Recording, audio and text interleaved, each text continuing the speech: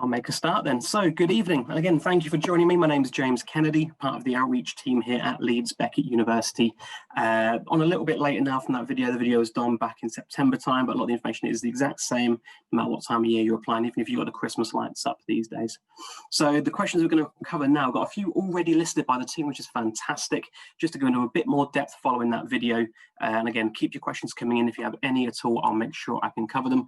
And if I'm not able to cover them in the Q&A here, I'll make sure I do by email so everyone will get answers. So the first one we're going to start with, the first question I have listed here: how do I make my child's personal statement stand out? Getting hold of it really does help. It's one of those documents you may not always see, but obviously if you're here in this session now, you've got a vested interest, you probably know what they're working on already, so it's great that you're part of that process. Sometimes that's the most difficult part. So the best way to make it stand out, as I said earlier on in that session, it's knowing what you're applying for. That's one of the most tricky things that you can do. We have so many people that will apply for a business course and treat it just as a business course without going into the devil with the detail and knowing how it's made up and how it's assessed. Simply by saying in your personal statement that you're really interested in that university, literally using those words, people often use that to try and butter us up a little bit. We know you're applying for other places as well, but you've just got to try and make sure it's tailored as closely as you can to the places you want to take you seriously. It's like most interviews as you're going through.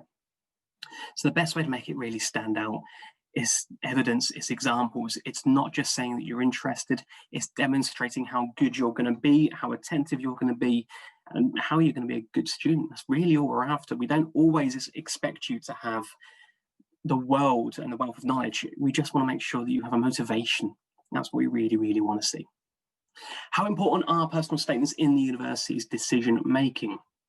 I cannot speak on behalf of every single course tutor at every course, at every college, at every university. That wouldn't be fair. But in my 14 years experience at a few different universities now, it can differ. It can depend on the course. Some courses that are incredibly competitive, they go through as best they can. They really do. They will look through all of the grades, but actually if you are off a grade, it doesn't matter how good the statement is, you won't get through. If you don't have a particular subject area, say biomedical sciences, you don't have that biology structure, it doesn't matter how good the statement is, you may not be made an offer. But for the majority of courses, the personal statement makes a huge part of our decision-making process. It really does. And I'm going to cover another question that's a bit further down on this list as well, in the same kind of breath as this one. Is it worth me applying for a course where I may not be able to get the grades, and is there any flexibility? Yes, but again, to find out, it's not just that any university will give you that flexibility. You need to talk to the tutors, you need to talk to the admission staff. You can do this again at open days, applicant days, or simply by emailing them. Very simple questions: how many people normally apply for your course and how many people get in? As I say, it was Beckett is a very good example. Some of our more competitive courses, things like physiotherapy or filmmaking, we can't really be very flexible on the grades because they're set for a very good reason. Students that come with grades lower than that will often struggle, and it's in no one's interest to put you on a course where you may struggle or you may drop out. We need to make sure we're pitching it at the right level for both the student and for us. If, however, you think you could have got a better grade this year than you should have done, we've already seen some universities are coming out saying they're going to drop their grade this year by 1 or 2. I think the University of Birmingham have already mentioned that already. You need to check for the individual universities, you really do. Sometimes, again, Leeds Beckett, we look at every single one, and bar a few competitive courses, we can be a bit more flexible within a grade or so, but that does depend on the year, depends on the course. There's so much flexibility in there. It's always best to double check with the course that you're applying for at that university. Is the personal statement word count strict? Absolutely. It's all formatted on the website through UCAS. So as I said, you've got the 4,000 characters or the 47 lines, whichever one you use up first. After that, it simply cuts off. It could be mid-word, it could be mid-sentence. You cannot go over that word count or that character count. So make sure you are within those boundaries. My child isn't a very strong writer. How can I help with the statement? If you're not a strong writer, talk it through as you would an interview. As I said, this document really does replace that process of interviewing. So if they're struggling to get their thoughts on the page, get rid of the page for the start. Maybe record it, maybe just make some notes as you're going through, and actually just start that dialogue, start that chat with them, and start talking about their experience and their skills. And sometimes just getting the ideas out there, starting that conversation alone, helps develop those ideas. Even if you get a few bullet points down on the page and just get a few ideas down, that can help. No, it really can. Like I said, it's a very difficult thing to start. And the issue that we have is because it's so difficult because students aren't asked to write documents like this until they get to this point in their educational career. It's very rare that we actually ask students to write something that promotes themselves and isn't against some formal marking structure. So that's why a lot of students do struggle with this. Again, I've done this for a while now. It's very, very rarely I'll find a student who simply sits there and goes, I'm good, I'm done, I know exactly how to do this. It is a process more than a tick box exercise. It really is a process that they need to go on. Could I present a portfolio or art piece instead, as my degree is more arty than academic? If you need to do that, you'll be asked to do that. So as part of this process, as we're going through, is everyone for any university course will have to complete this personal statement, but there could be other things added onto this.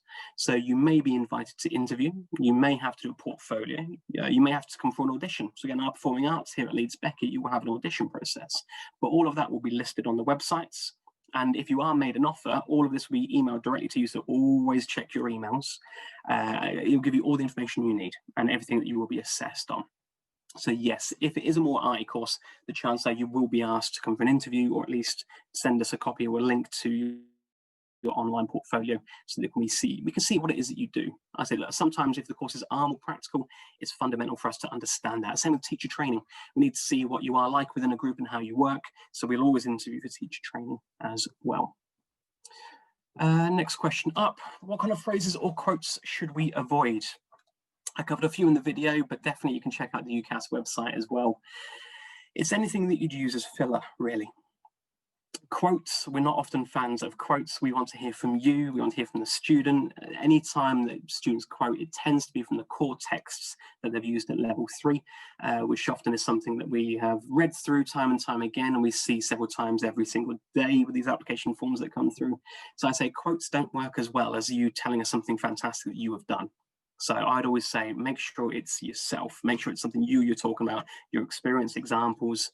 I don't know anyone that would walk into a job interview and start up with a quote. It doesn't really fit very well. So I'd probably steer clear of quotes and talk more about your own experiences. I say with the phrases we use for filler often come because you're just trying to fill the page. If you're told, I need you to write 47 lines, students will literally write 46 lines and then stop and go, right, I'm kind of done. I'd almost avoid, when you're starting this process, avoid the lines, avoid the restrictive nature of how long this document is, and just write. Write as much as you can, get every idea on the page, because you might find a few points in there that are really, really pertinent to you, things that you're incredibly proud of, but you may be missing out on things that could be more important from the tutor perspective. So actually, you may be incredibly proud of the 2-week trip you did around America, you went traveling with friends, and you might have learned some amazing life skills, but that may not be as pertinent as the voluntary work you did, or your Duke of Edinburgh that showed practical skills in orienteering, or things that you might have picked up on your geography course. It's all subjective to the course you're applying for. So I find it a lot easier to write all of the information down first, and then as part of that editing process, and you can do that alongside your tutor or even our tutors that can help you, start editing it down to the most important points and structure it that way. It might mean you lose a few things that you're very proud of, but it's about making sure it's got context and it has that order of importance for the tutors. What are the most common mistakes people make? Not rereading. It's people that will rush it through, people that can think they can do it in an evening or even a weekend. And we are real sticklers for spelling, grammar, structure. It's 47 lines. We're only asking for 47 lines. And it really does demonstrate what you're going to be like as a student. So if you're unable to make sure that 47 lines are error-free, doesn't give us a huge amount of confidence in your academic abilities for 3 years. So you've got to make sure it's absolutely spot on. Again, it's not like we're asking you to do this under timed conditions. You've got all the time in the world to check this. And when people do just rush this and send it off, there's very common and very easy mistakes, even just typos or grammatical errors.